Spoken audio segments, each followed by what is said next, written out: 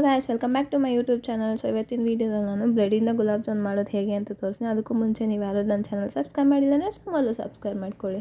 ನನಗೆ ಜಾಮೂನ್ ತಿನ್ನಬೇಕು ಅನ್ನಿಸ್ತು. ನಮ್ಮ ಅಮ್ಮನ ಕೇಳಿದ್ರೆ ಮನೇಲಿ ಜಾಮೂನ್ ಪುಡಿ ಇಲ್ಲ ಅಂತ ಅಂದರು. ಅದಕ್ಕೆ ಏನು ಮಾಡಿದೆ, ನಾನು ಹೋಗಿ ಏನು ಮಾಡಿದೆ, ಬ್ರೆಡ್ ತೊಗೊಂಬಂದೆ. ಬ್ರೆಡ್ಡಲ್ಲಿ ಏನು ಮಾಡ್ತೆ, ಜಾಮೂನ್ ಪೌಡ್ರ್ ತೊಗೊಂಬರೋದು ಬಿಟ್ಟು ಬ್ರೆಡ್ ತೊಗೊಂಬಂದಿದ್ಯಾ ಅಂತ ಕೇಳಿ. ಬ್ರೆಡ್ಡಲ್ಲಿ ಮಾಡ್ಬೋದು ಅಂದೆ. ಹೇಗೆ ಅಂತಂದ್ರು. ನಾನು ಮಾಡಿ ತೋರಿಸ್ತೀನಿ ಅಂತಂದೆ. ಸೊ ಅದಕ್ಕೆ ನಾನು ಏನು ಮಾಡಿದೆ, ಬ್ರೆಡ್ ತೊಗೊಂಡು ಅದನ್ನು ಸೈಡ್ಸ್ ಕಟ್ ಮಾಡಿದೆ. 8 ಸ್ಲೈಸ್ ತೊಗೊಂಡು ಅದ್ರಲ್ಲಿ ಸೈಡ್ಸ್ ಕಟ್ ಮಾಡಿಬಿಟ್ಟು ಅದನ್ನ ನೀಟಾಗಿ ನಿಧಾನಕ್ಕೆ ಪುಡಿ ಮಾಡ್ತಾ ಇದ್ದೀನಿ. ಈ ಥರ ಪುಡಿ ಮಾಡಾದಮೇಲೆ ನಾವು ಸ್ವಲ್ಪನೇ ಹಾಲು ಹಾಕ್ಕೊಂಡು ಉಂಡೆ ಥರ ನೀಟಾಗಿ ಮಾಡ್ಕೊಬೇಕು. ನೀಟಾಗಿ ಉಂಡೆ ಬರಬೇಕು. ಸ್ವಲ್ಪ ಸಾಫ್ಟ್ ಆಗೋ ತನಕ, ಜಾಸ್ತಿ ಸಾಫ್ಟ್ ಮಾಡ್ಕೊಬೇಡಿ, ಮೀಡಿಯಮ್ ಸಾಫ್ಟ್ ಆಗೋವರೆಗೂ ನಿಧಾನಕ್ಕೆ ಸ್ವಲ್ಪ ಹಾಲು ಹಾಕ್ಕೊಂಡು ಕಲಿಸ್ಕೊಳ್ಳಿ. ಈ ರೀತಿ ನಿಧಾನಕ್ಕೆ ಕಲಿಸ್ಕೊಂಡ್ರೆ ಸ್ವಲ್ಪ ನಮಗೆ ಉಂಡೆ ಬರುತ್ತೆ. ಈ ರೀತಿ ಸ್ವಲ್ಪ ಹಾಲನ್ನ ಹಾಕ್ಕೊಂಡೇ ಮಾಡ್ಕೊಬೇಕು. ನಮಗೆ ಜಾಮೂನ್ ತಿನ್ನಬೇಕು ಅನ್ನಿಸ್ದಾಗ ಪ್ರತಿ ಸಾರಿ ಗುಲಾಬ್ ಜಾಮೂನ್ ಪೌಡ್ರ್ ಮನೇಲಿ ಇರಲ್ಲ. ಅದಕ್ಕೆ ಈ ರೀತಿ ಒಂದು ಸರ್ತಿ ಟ್ರೈ ಮಾಡೋಣ ಅಂತ ನಾನು ಈ ರೀತಿ ಟ್ರೈ ಮಾಡ್ತಾಯಿದ್ದೀನಿ. ನೋಡೋಣ ಹೆಂಗಿರುತ್ತೆ ಅಂತ. ನೋಡಿ, ಆಲ್ಮೋಸ್ಟ್ ಉಂಡೆ ಹತ್ರ ಬಂತು ನನಗಂತೂ. ಈ ರೀತಿ ಉಂಡೆ ಥರ ನೀಟಾಗಿ ಕಟ್ಕೊಂಡು ಮಾಡ್ಕೊಬೇಕು. ನನ್ನದು ನಿಜವಾಗ್ಲೂ ಬರುತ್ತಾ, ನಮ್ಮಮ್ಮಂದು ಹಿಂಗೆಲ್ಲ ಆಗುತ್ತಾ, ಜಾಮೂನ್ ಪುಡಿಯಿಂದ ಮಾಡಬೇಕು, ಈ ರೀತಿ ಮಾಡಿದ್ರೆ ಹಿಂಗೆ ಜಾಮೂನ್ ಆಗುತ್ತೆ ಅಂತಂದು. ಇಲ್ಲ ಬರುತ್ತೆ ಅಂತ ನಾನು ಅಂದೆ. ನೋಡೋಣ ಹಿಂಗಾಗುತ್ತೆ ಅಂತ. ನಾನು ಹೊಸ್ದಾಗಿ ಟ್ರೈ ಮಾಡ್ತಾಯಿದ್ದೀನಿ. ನೋಡೋಣ ಇವಾಗ. ಸೊ ಇದನ್ನು ಸ್ವಲ್ಪ ಚಿಕ್ಕದಾಗಿ ಉಂಡೆ ಮಾಡ್ಕೊಬೇಕು, ರೌಂಡ್ ಶೇಪಲ್ಲಿ. ನಮ್ಮಮ್ಮ ಅಂತ ಏನು ನೀನು ನಿಜವಲ್ಲೂ ಮಾಡಿಬಿಡ್ತಾಯಿದ್ದೀಯೇ ಅಂತ ಶಾಕ್ ಆಗ್ತಾಯಿದ್ರೆ. ನೋಡೋಣ ಹೆಂಗಾಗುತ್ತೆ ಅಂತ. ಇವಾಗ ಈ ರೀತಿ ಚಿಕ್ಕ ಉಂಡೆಗಳು ನಿಮ್ಗೆ ಯಾವ್ಯಾವ ಸೈಜ್ ಬೇಕೋ ಆ ಸೈಜ್ ನೋಡಿಕೊಂಡು ಮಾಡ್ಕೊಳ್ಳಿ. ನಾನು ಮೀಡಿಯಮ್ ಸೈಜ್ ನೋಡ್ಕೊಂಡು ಮಾಡ್ಕೊತಾಯಿದ್ದೀನಿ. ನಿಮಗೆ ದೊಡ್ಡ ಸೈಜ್ ಬೇಕು ಅಂದರೆ ದೊಡ್ಡ ಸೈಜ್ ಮಾಡ್ಕೊಬೋದು, ಚಿಕ್ಕ ಸೈಜ್ ಬೇಕು ಅಂದರೆ ಚಿಕ್ಕ ಸೈಜ್ ಮಾಡ್ಕೊಳ್ಳಿ. ಯಾವಾಗಲೂ ಡಿಫ್ರೆಂಟಾಗಿ ಟ್ರೈ ಮಾಡಬೇಕು, ಡಿಫ್ರೆಂಟಾಗಿ ತಿನ್ನಬೇಕು, ಹಾಗೆ ಹೆಲ್ತಿಯಾಗಿ ಕೂಡ ಇರಬೇಕು, ಮತ್ತು ಲೆಸ್ ಕಾಸ್ಟಲ್ಲಿ ಕೂಡ ನೋಡ್ಕೊಬೇಕು. ನೋಡಿ, ಈ ರೀತಿ ಚಿಕ್ಕ ಉಂಡೆಗಳನ್ನ ನಾನಂತೂ ರೆಡಿ ಮಾಡಿಬಿಟ್ಟೆ. ಆಲ್ಮೋಸ್ಟು ಒಂದು ಸ್ವಲ್ಪನೇ ಆಗಿದ್ದು. ನಿಮಗೆ ಬೇಕು ಅಂದರೆ ನೆಕ್ಸ್ಟ್ ಟೈಮ್ ಜಾಸ್ತಿ ಮಾಡ್ಕೊಳ್ಳಿ, ಚೆನ್ನಾಗಿ ಬಂದರೆ ಅಂತ ಅಂದ್ಬಿಟ್ಟು ನಾನು ಸ್ವಲ್ಪನೇ ತೊಗೊಂಡಿದ್ದೀನಿ. ನಿಜವಾಗ್ಲೂ ನನಗಂತೂ ಖುಷಿ ಆಯಿತು. ಇಲ್ಲಾಂದರೆ ನಮ್ಮ ಹತ್ರ ಬೈಸ್ಕೊತಿದ್ದೆ, ಬರಲಿಲ್ಲ ಅಂತಂದಿದ್ರೆ ವೇಸ್ಟ್ ಆಗೋಗುತ್ತೆ ಅಂತ ಬೈಯೋರು. ನನಗಂತೂ ತುಂಬಾ ಸ್ವಲ್ಪ ಖುಷಿ ಆಗ್ತಿದೆ. ಉಂಡೆಗಳು ಬರ್ತಿದೆ ಅಂದರೆ ಪಕ್ಕ ಜಾಮೂನ್ ರೆಡಿ ಆಗುತ್ತೆ ಅಂತ ಒಂದು 90% ಕಾನ್ಫಿಡೆನ್ಸ್ ಅಂತೂ ಬಂತು.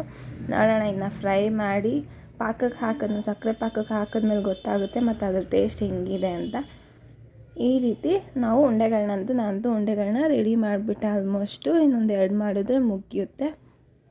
ನನಗಂತೂ ಡಿಫ್ರೆಂಟ್ ರೆಸಿಪೀಸ್ ಟ್ರೈ ಮಾಡಬೇಕು, ಮತ್ತು ಅದನ್ನು ಟ್ರೈ ಮಾಡಿ ಅದು ವರ್ಕೌಟ್ ಆಗಬೇಕು. ನನಗಂತೂ ಕುಕ್ಕಿಂಗಲ್ಲಿ ತುಂಬಾ ಇಂಟ್ರೆಸ್ಟು, ಮತ್ತು ಮಾಡ್ತಾ ಇರಬೇಕು, ಡಿಫ್ರೆಂಟಾಗಿ ಚೆನ್ನಾಗಿ ಕಲಿಬೇಕು ಅಂತ ನನಗಂತೂ ತುಂಬಾ ಆಸೆ. ಈ ಥರ ನಾನು ಡಿಫ್ರೆಂಟಾಗಿ ಮಾಡ್ಕೊಂಡು ತಿನ್ನಬೇಕು, ಮತ್ತು ಅದನ್ನು ಮನೆಯಲ್ಲೇ ಮಾಡ್ಕೊಂಡು ತಿನ್ನಬೇಕು. ಆಚೆ ಹೋಗಿ ತಿನ್ನೋಕ್ಕೆ ಇಂಟ್ರೆಸ್ಟ್ ಇಲ್ಲ ನನಗೆ. ಯಾಕಂದರೆ ಹೆಲ್ತಿ ಫುಡ್, ಹೋಮ್ ಫುಡ್ ಹೆಲ್ತಿಯಾಗಿರಬೇಕು ಅಂತ.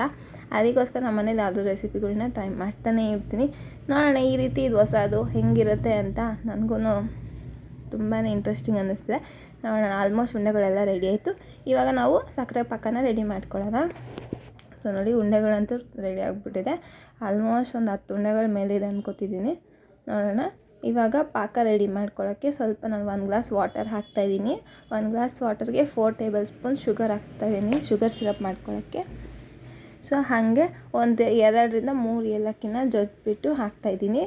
ಈ ರೀತಿ ಪಾಕ ನಮಗೆ ಒಂದು ಸ್ವಲ್ಪ ಗಟ್ಟಿಯಾಗೋವರೆಗೂ ನಾವು ಚೆನ್ನಾಗಿ ಇದನ್ನು ಕುದಿಸ್ಕೊಬೇಕು. ಸೊ ಇದು ಕುದೀತಾ ಇರಲಿ, ಅಷ್ಟರಲ್ಲಿ ಪಕ್ಕದಲ್ಲಿ ಆಯಿಲ್ ಇಟ್ಬಿಟ್ಟು ಹೀಟ್ ಮಾಡೋಣ. ಇವಾಗ ನಾನು ಇದಕ್ಕೆ ಏಲಕ್ಕಿನ ಹಾಕ್ತಾಯಿದ್ದೀನಿ. ಇದು ಚೆನ್ನಾಗಿ ಕುದ್ಕೊಂಡು ಪಾಕ ರೆಡಿ ಆಗುತ್ತೆ. ಸೊ ಪಾಕ ರೆಡಿ ಆಗೋ ಅಷ್ಟರಲ್ಲಿ ನಾವು ಗುಲಾಬ್ ಜಾಮೂನ್ ಹೋಗಿ ಫ್ರೈ ಮಾಡ್ಕೊಳ್ಳೋಣ ಬನ್ನಿ. ಇವಾಗ ಒಂದು ಪ್ಯಾನ್ ಇಕ್ಕಿ ಅದರಲ್ಲಿ ಆಯಿಲ್ ಹಾಕೋಣ. ಆಯಿಲ್ ಹಾಕಿ ಒಂದು ಸ್ವಲ್ಪ ಹೀಟ್ ಆಗಲಿ. ನೋಡೋಣ ಇವಾಗ ನಮ್ಮ ಸಕ್ಕರೆ ಪಾಕ ಹತ್ತತ್ರ ಆಗಿದೆಯಾ, ಸಿರಪ್ ಆಗಿದೆಯಾ ಅಂತ. ಸೊ ನೋಡಿದರೆ ಲೈಟಾಗಿ ಹತ್ತತ್ರ ಒಂದು 80% ಬಂದಿದೆ. ಇವಾಗ ನಾವು ಫ್ರೈ ಮಾಡ್ಕೊಳ್ಳೋಣ ಹೋಗಿ ಜಾಮೂನ್ದು. ಸೊ ನಿಧಾನಕ್ಕೆ ಈ ರೀತಿ ಒಂದೊಂದೇ ಹಾಕ್ಕೊಬೇಕು. ಸೊ ಹಾಕಿದ ತಕ್ಷಣವೇ ನೀವು ತಿರ್ಗಿಸೋಕೆ ಹೋಗಿ ಗಂಟೆಲಿ ಇದು ಮಾಡಿಬಿಟ್ಟು ಅದೇನಾಗುತ್ತೆ, ಎಲ್ಲೋ ಒಂದಕ್ಕೊಂದು ಅಂಟ್ಕೊಂಡ್ಬಿಡುತ್ತೆ. ಯಾಕಂದರೆ ಬ್ರೆಡ್ಡಲ್ಲಿ ಮಾಡಿದ್ರೆ ಸೊ ಸಾಫ್ಟ್ ಇರುತ್ತೆ ತುಂಬಾ. ಅದಕ್ಕೆ 1-2 ನಿಮಿಷ ಸ್ವಲ್ಪ ಫ್ರೈ ಆದಮೇಲೆ ಅದನ್ನು ತಿರುಗಿಸ್ಬೇಕು ಬಾಲ್ಸ್ನ. ಇಲ್ಲಾಂದರೆ ಏನಾಗುತ್ತೆ, ಎಲ್ಲ ಒಂದಕ್ಕೊಂದು ಅಂಟ್ಕೊಂಡ್ಬಿಡುತ್ತೆ. ಅದಕ್ಕೋಸ್ಕರ 1-2 ನಿಮಿಷ ಅದು ಫ್ರೈ ಆದರೆ ಅವಾಗ ಏನಾಗುತ್ತೆ, ಸ್ವಲ್ಪ ಸ್ಟ್ರಾಂಗ್ ಆದವಾಗ ಕ್ರಿಸ್ಪಿ ಬರುತ್ತಲ್ವ, ಆವಾಗ ನಾವು ತಿರುಗಿಸಿದ್ರೆ ಗಂಟೆಯಲ್ಲಿ ಏನೂ ಆಗೋಲ್ಲ. ಇಲ್ಲಾಂದರೆ ಒಂದಕ್ಕೊಂದು ಅಂಟ್ಕೊಂಡಿರೋ ಥರ ಅನಿಸುತ್ತೆ. ಸೊ ಅದಕ್ಕೋಸ್ಕರ ಅದು ಸ್ವಲ್ಪ ಫ್ರೈ ಆಗಲಿ ಒಂದು 2 ನಿಮಿಷ. ಸೊ 2 ನಿಮಿಷ ಫ್ರೈ ಆದಮೇಲೆ ನಾವು ತಿರುಗಿಸಿದ್ರೆ ನೀಟಾಗಿ ರೆಡ್ ಕಲರಲ್ಲಿ ಬರಬೇಕು, ನೀಟಾಗಿ ಬ್ರೌನ್ ಫುಲ್ಲಾಗಿ ನೀಟಾಗಿ ಫ್ರೈ ಆಗಬೇಕು. ನಾವು ಜಾಮೂನ್ನ ಯಾವ ರೀತಿ ಫ್ರೈ ಮಾಡ್ತೀವೋ ಆ ರೀತಿ ಗೋಲ್ಡನ್ ಕಲರ್ ಹತ್ತತ್ರವರೆಗೂ ಚೆನ್ನಾಗಿ ಫ್ರೈ ಮಾಡಿ. ಫಸ್ಟು ಸ್ಲಿಮ್ ಫ್ಲೇಮಲ್ಲಿ ಇಟ್ಕೊಳ್ಳಿ. ಸೊ ಸ್ಲಿಮ್ ಫ್ಲೇಮಲ್ಲಿ ಇಟ್ಕೊಂಡ್ರೆ ಒಳಗಡೆ ಕೂಡ ಅನ್ನೋದು ನೀಟಾಗಿ ಬಾಲ್ಸ್ ಎಲ್ಲ ಫ್ರೈ ಆಗುತ್ತೆ. ಸ್ವಲ್ಪ ಒಂದು 2 ಮಿನಿಟ್ಸ್ ಆದಮೇಲೆ ಹೈ ಫ್ಲೇಮ್ ಇಟ್ಕೊಳ್ಳಿ. ಆಮೇಲೆ ಆಚೆ ಕೂಡ ನೀಟಾಗಿ ಬೇಗ ಫ್ರೈ ಆಗಿಬಿಡುತ್ತೆ. ಒಂದೇ ಸತಿ ಇಕ್ಕಿದ್ರೆ ಆಚೆ ಮಾತ್ರ ಫ್ರೈ ಆಗುತ್ತೆ, ಒಳಗಡೆ ಫ್ರೈ ಆಗೋದಿಲ್ಲ ನಮ್ಮ ಜಾಮೂನು, ಆವಾಗ ತಿನ್ನೋಕ್ಕೆ ಚೆನ್ನಾಗಿರಲ್ಲ. ಅದಕ್ಕೋಸ್ಕರ ಒಂದು 2 ನಿಮಿಷ ಸ್ಲೋ ಫ್ಲೇಮ್ ಆಮೇಲೆ ಹೈ ಫ್ಲೇಮ್ ಇಟ್ಕೊಳ್ಳಿ. ಸೊ ನೋಡಿ ಇವಾಗ ಹತ್ರ ಗೋಲ್ಡನ್ ಕಲರ್ ನೀಟಾಗಿ ಬರ್ತಿದೆ. ಈ ರೀತಿ ನಿಧಾನಕ್ಕೆ ನಾವು ಇದನ್ನು ಫ್ರೈ ಮಾಡ್ಕೊಬೇಕು. ಫ್ರೈ ಮಾಡಿಕೊಂಡ್ರೆ ಆಲ್ಮೋಸ್ಟ್ ನಮ್ಮ ಜಾಮೂನ್ ಹತ್ರ ರೆಡಿ ಆಗ್ತಿದೆ. ನನಗಂತೂ ಮಾಡ್ತಾಯಿದ್ರೆ ಕಾನ್ಫಿಡೆನ್ಸ್ ಬಂತು, ಪಕ್ಕ ಇದು ಜಾಮೂನ್ ರೆಡಿ ಆಗುತ್ತೆ ಅಂತ. ಬಟ್ ಟೇಸ್ಟ್ ನೋಡ್ಬೇಕು ಹೆಂಗಿದೆ ಅಂತ, ನೋಡೋಣ ಹೆಂಗಿರುತ್ತೆ ಟೇಸ್ಟ್ ಅಂತ. ಸೊ ಇದನ್ನು ಆಲ್ಮೋಸ್ಟ್ ರೆಡಿ ಆಯಿತು. ಇನ್ನು ಸ್ವಲ್ಪ ಫ್ರೈ ಆಗೋದ್ರೆ ರೆಡ್ ಕಲರ್ ಬರಲಿ. ಸೊ ಫುಲ್ ರೆಡ್ಡಿಶ್ ಕಲರ್ ಬಂದಮೇಲೆ ಇದನ್ನು ನಾವು ನಮ್ಮ ಸಕ್ಕರೆ ಪಾಕಕ್ಕೆ ರೆಡಿ ಮಾಡಿ ಹಾಕ್ಬೇಡ. ಸೊ ನಮ್ಮ ಸಕ್ಕರೆ ಪಾಕ ಕೂಡ ರೆಡಿ ಆಗಿಬಿಟ್ಟಿರುತ್ತೆ ಆಲ್ಮೋಸ್ಟ್ ಇಷ್ಟರಲ್ಲಿ. ಸೊ ಇನ್ನು ನೋಡಿ ಈ ಥರ ನೀಟಾಗಿ ಫುಲ್ ಚೆನ್ನಾಗಿ ಗೋಲ್ಡನ್ ಕಲರಲ್ಲಿ ಬರಬೇಕು. ಸೊ ಆವಾಗಲೇ ನಮ್ಮ ಜಾಮೂನ್ ಕೂಡ ಚೆನ್ನಾಗಿ ಫ್ರೈ ಆಗಿದೆ ಅಂತ ಅನಿಸುತ್ತೆ. ನೋಡಿದ್ರೆ ಹಿಂಗಿದೆ ನಿಜವಾಗ್ಲೂ ಜಾಮೂನ್.